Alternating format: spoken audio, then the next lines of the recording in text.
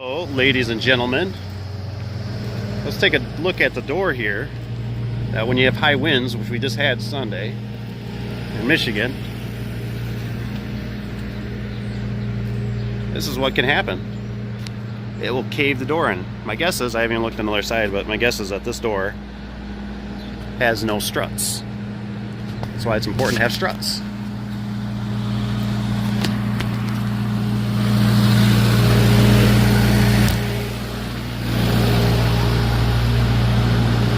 Oh yeah.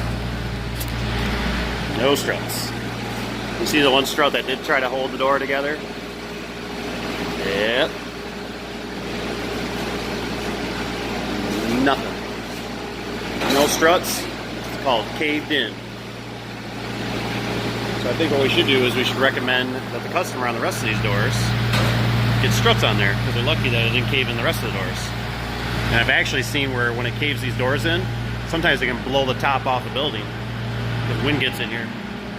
So, lesson of the day, don't forget your struts, ladies and gentlemen. Otherwise, this is what can happen.